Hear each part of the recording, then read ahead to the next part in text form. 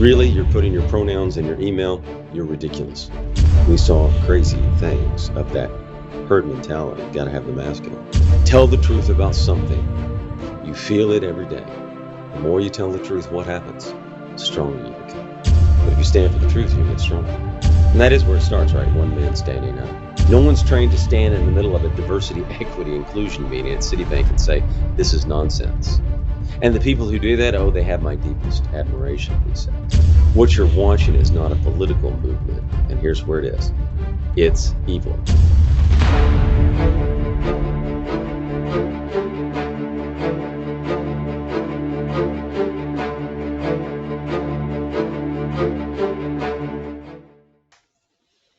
Restoring Men and History. And today we're going to take a look at the last Tucker Carlson speech before he and Fox parted ways. Now, we looked at the Twitter response he gave.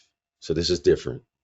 And he starts up by saying this. I would say two things that I think we're thinking about. The first is you look around and you see so many people breaking under the strain, under the downward pressure of whatever this is that we're going through. Now, right, we saw that, all of us, right? You saw this pressure people had. I know I had people calling me the whole time during the riots, during COVID, crisis to crisis, right? Pressure on people through the get the jab, through the you need to wear a mask, all this stuff that came at people. That's what he's talking about. All right, let's go on. And it's true, right? People felt this pressure, this atomization. They felt loneliness, isolation, anxiety. They felt all these things. So let's go on.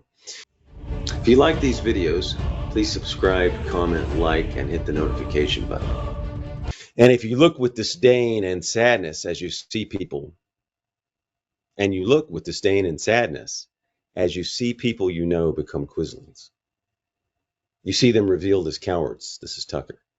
You see them going along with a new thing, which is clearly a poisonous thing, a silly thing, saying things they don't believe because they want to keep their jobs. Now, we saw that, right? Well, oh, by the way, quisling, what? Enemy, collaborating with the enemy, traitor, right? But we saw that, right? You saw a little on social media. It's interesting because during the whole virus, COVID thing, people started to come around and say, oh, wow, they're lying to me, right? And they said the media's lying, the government's lying, right? We can't trust them anymore. Can't trust the government. Can't trust this organization. And then right after it happened, and I was talking to my friend John about this, others, he goes on first. If there's a single person in this room who hasn't seen go through George Floyd and COVID and the Ukraine war, raise your hand, right? Oh, nobody, right?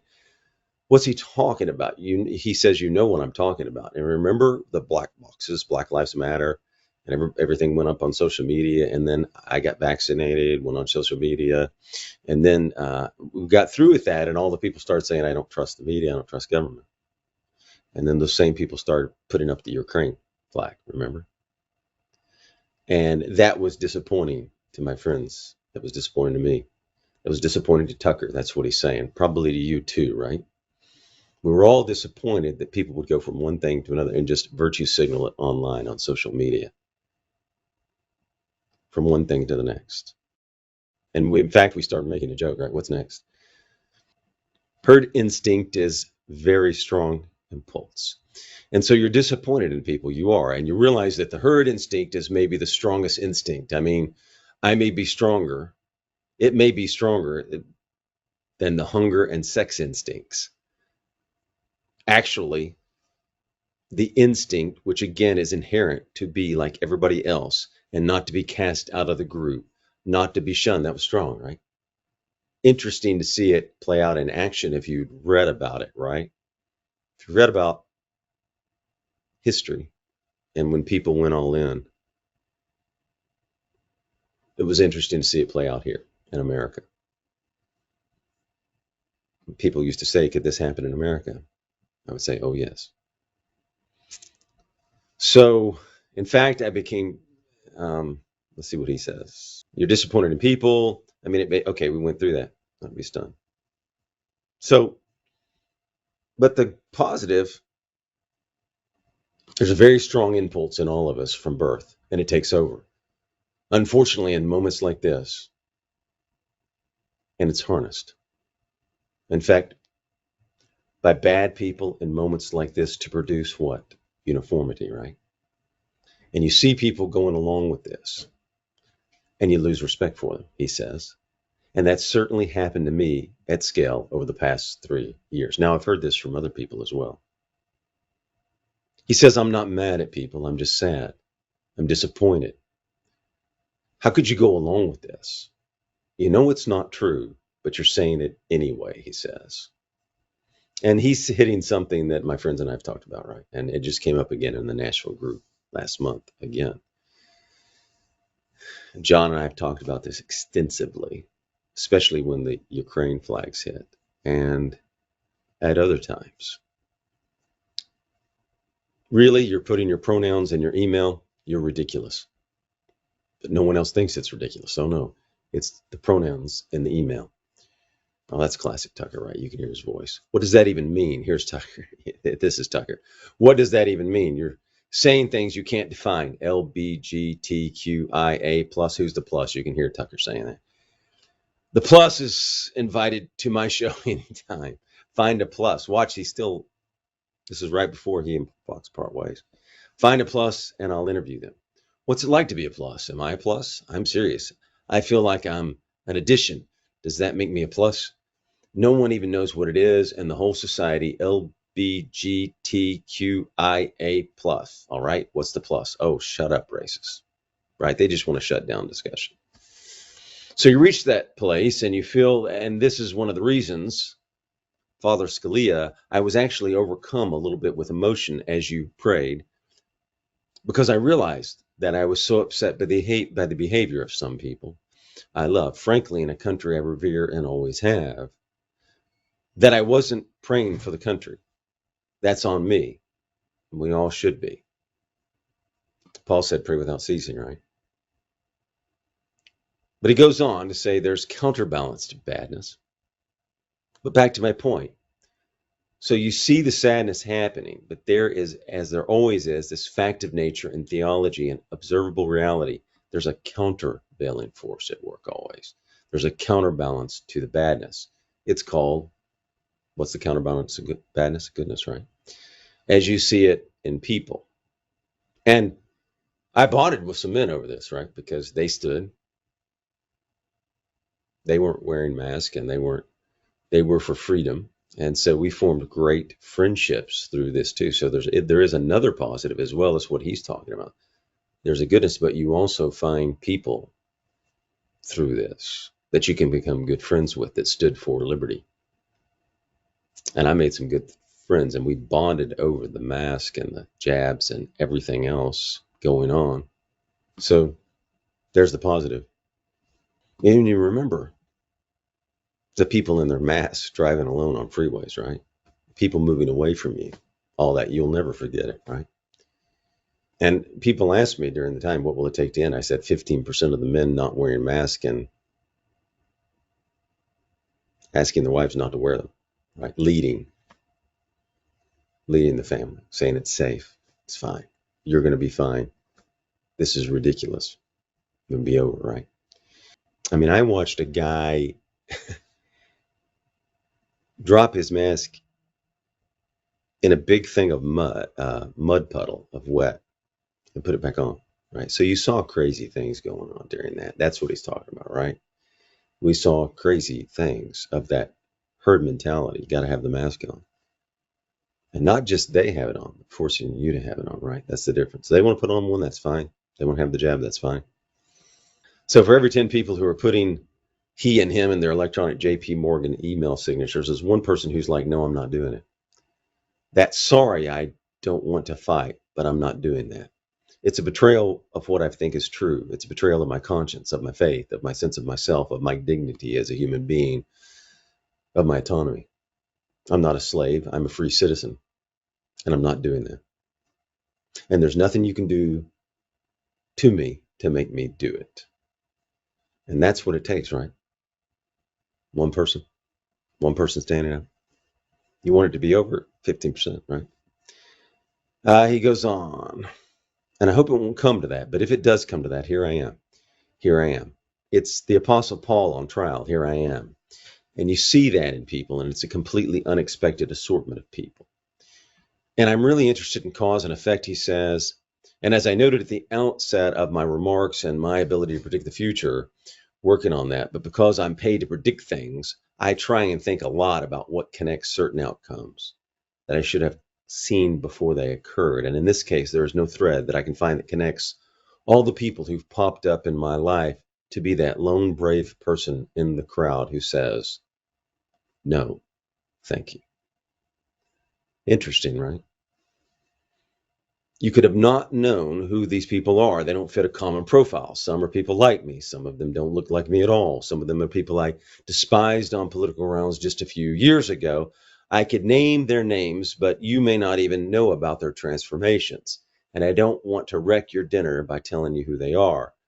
But there's in one case someone who I made fun of on television and certainly in private ways who was really the embodiment of everything I found repulsive, who in the middle of the COVID decided, no, I'm not going along with this.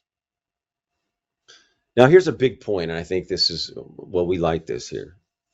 Truth is contagious, he says. And once you say one true thing and stick with it, all kinds of other true things occur to you. The truth is contagious. Lying is, but the truth is as well. And by the way, we have the truth, right? Men are men, women are women.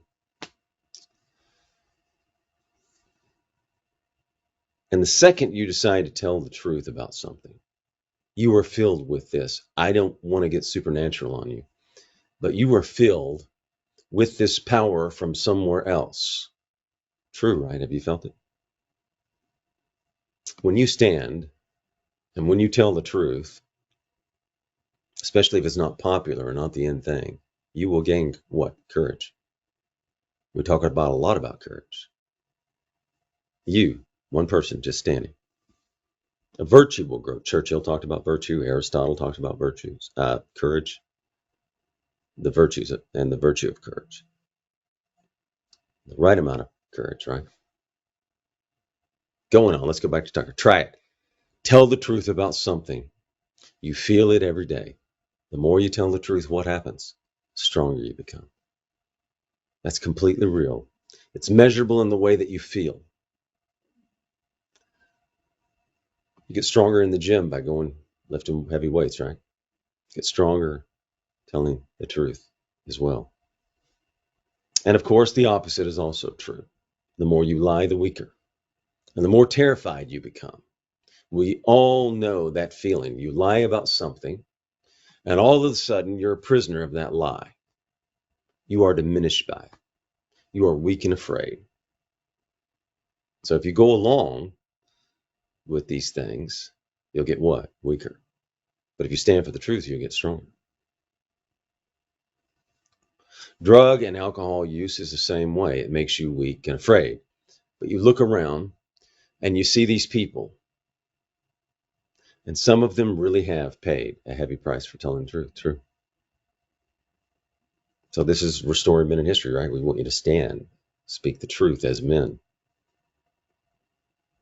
be the leaders. If men were leading, we wouldn't have gone through that, right? And they're cast out of their groups, whatever these groups are, but they do it anyway. That's courage, right? Cast out everybody who knows you in the group. And I look on at these people with the deepest admiration. I am paid to do that. I face no penalty. Someone came up to me and said, "You're so brave." Really, I'm a talk show host. It's like I give my opinion. That's my job. That's what they pay me. That's why they pay me. There is no incentive whatsoever for you to tell the truth about anything on left, he says. There's a disincentive to tell the truth. You just go into the little re-education meetings and you're like, yeah, diversity is our strength. That's exactly right.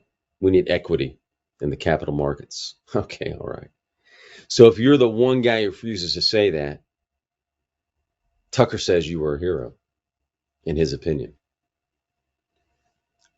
And that is where it starts, right? One man standing up. You will have an impact. And then he goes on to say, and I know some of them. In fact, my job's to interview them. And I sit back and I look at these people and I give them more credit than I do people who display physical courage. And I'm not denigrating physical courage, which I deeply admire, but you interview people who do amazing things, who rush into the building, and every man is trained from birth to do that. But no one's trained to stand in the middle of a diversity, equity, inclusion meeting at Citibank and say, this is nonsense. And the people who do that, oh, they have my deepest admiration, he says. And so their example gives him hope. It thrills him. I talk to them all day long, people like that. That's the first thing. We should, in this sad moment of profound and widespread destruction of the institutions, the people who share our views built, by the way, earlier generations that would agree substantially with every person in this room, they built those and they're now being destroyed. Tucker goes on to say that's depressing. But we can see also rising in the distance new things, new institutions, led by the new people who are every bit as brave as the people who came. Here's the second thing I'd like to say before I get to the conversation with Dr. Roberts, which is that it might be time to reassess the terms we use to describe what we're watching. So he goes on to talk about starting at heritage. Here's the thinking thing, and here he talks about the debate and how it's happening. So you're a Keynesian, he's an Austrian, you have a debate about which tax rate's going to be better, but he's saying you're all on the same page. I think higher tax rates get us there, they say. But he's saying that's not what we're watching now. We're not talking about just a policy debate. I don't think we're watching a debate over how to get the best outcome, he says. I think that's completely wrong. I think he's right on this.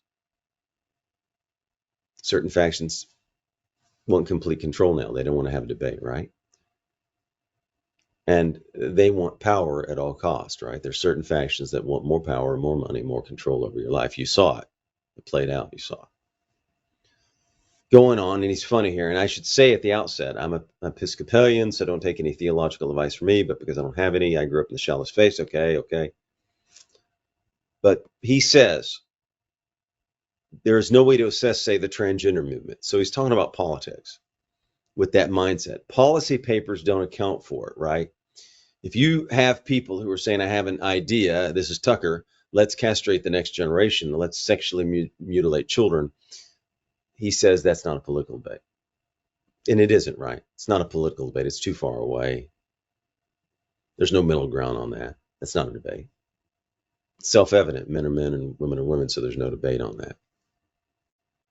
Confusing and damaging children is just wrong. It's not a debate about can we half damage them. Going on what? That's nothing to do with politics. What's the outcome we're desiring here? An androgynous population? Are we arguing for that? I don't think anyone could defend that as a positive outcome. But the weight of the government and a lot of corporate interests are behind that. So, same page, corporate interest, government. What are they behind? What's their goal? Ask yourself those questions. Why are they doing it? Going on, wait, what is that? Well, it's irrational if you say, well, I think abortion's always bad. Let's talk about debating here. I think sometimes it's necessary. Abortion, transgenderism as child sacrifice. That's a debate I'm familiar with. But if you're telling me that abortion's a positive good, what are you saying? Well, you're arguing for child sacrifice. Obviously, it's not about, oh, a teen girl gets pregnant, and what do we do about that and victims of rape? I get it. Of course, I understand that. I have compassion for everyone involved. But when the Treasury Secretary stands up, he says, you know what you can do to help the economy? Get an abortion. Well, that's like an Aztec principle. He goes on to say, there's not a society in history that didn't practice human sacrifice, he says, not one, I even checked. So, and he says, what's the point of child sacrifice? Well, there's no policy goal entwined with that, he's saying. That's a theological phenomenon. And that kind of makes the point I'm making. None of this makes sense in the conventional political terms, and that's what he's saying. And we've talked about this in the groups, right? Bigger than politics. When people or crowds of people, or the largest crowd of all, which is the federal government, the largest human organization in human history, decide that the goal is to destroy things, destruction for its own sake. Hey, let's tear it down. What you're watching is not a political movement. And here's where it is. It's evil. There you go. He names it. See, it's beyond politics. And we've talked about this in the groups, right? So if you want to assess, then I'll put it in I'll stop with this, I'll put it in non-political or rather non-specific theological terms, and I'll just say, If you want to know what's evil and what's good, and he goes on to characteristics. What are the characteristics of these? And by the way, I think the Athenians would agree. This is not necessarily a Christian notion. I would say widely agreed upon understanding of good and evil. What are these products? What are these two conditions produce? Well, he says good is characterized by order, calmness, tranquility, peace, whatever you want to call it, lack of conflict, cleanliness. Cleanliness is next to godliness, he says. And evil is characterized by their opposite, violence, hate, disorder, division, disorganization, and filth. Okay, that's what Tucker's saying. So if you were all in on the things that produce the latter basket of outcomes, we could go into this a long time. We're going to do a whole video on good and evil anyway. What you're really advocating for is just evil. That's just true. I'm not calling for a religious war. Far from it. I'm merely calling for an acknowledgement of what we're watching. Well, if you watch TikTok and the subway beatings and everything that's going on in the United States, you can see that it's beyond politics. And we've had moments like this in history, and you've seen moments like this in world history. It's not new. It's human nature. But you see it. You can see there's an evil and a good. And we can spend a lot of time here, but we're going to do a whole video on good and evil. So we'll move on, and a whole video on spiritual warfare coming up too. So let's go on. And this is funny, and I'm certainly not backing the Republican Party. I mean, ugh. That's funny. I'm not making a partisan point at all. I'm just stating what's super obvious, right? You've seen it. We've seen all the videos. They don't want to debate, right? Those ideas won't produce outcomes that any rational person would want under any circumstances. Those are manifestations of some larger force acting upon us. It's just so obvious, it's completely obvious. And I think two things. One, we should say that and stop engaging in these totally fraudulent debates. We're using the terms that he goes back to, the Heritage Foundation, back in, and he's saying back in 91, if we just marshaled more facts. Yeah, right, because he says that doesn't work. Maybe we should all just take 10 minutes a day to say a prayer about it. I'm serious, why not? So it's beyond politics. So he's going to a higher authority and saying pray, because it's beyond politics. And you see it, right? It's not just a political issue. Politics won't get it done. It's a spiritual issue, right? It's beyond, way beyond politics. Good and evil. Goes back to the beginning, right? All right, let's go on. And I'm saying that to you not as some kind of evangelist. I'm literally saying to you that as Episcopalian. I'm coming to you from the most humble and lowly theological position you can have. I'm literally Episcopalian. I've concluded it might be worth just taking 10 minutes out of your busy schedule to say a prayer for the future, and I hope you will. Paul talked about spiritual warfare. We'll go into that. Ephesians chapter 6 at some point, and we'll go through that. That's coming up. So, what did we get? Think. We want all you men to think and not go along with the herd when they're wrong. Or when they're right. We still want you thinking for yourself. Speak the truth and you will get stronger, right? And gain courage. One person standing for the truth has an impact and makes a difference. And pray. Because there's a battle for good and evil going on, right? And Ephesians 6:12, but we won't read that. Culture leads politics, but what leads culture? Good and evil, God, right? Thank you and have a magnificent day. If you like this, please subscribe, like, comment. If you hit the like button, it helps the algorithm. Thank you.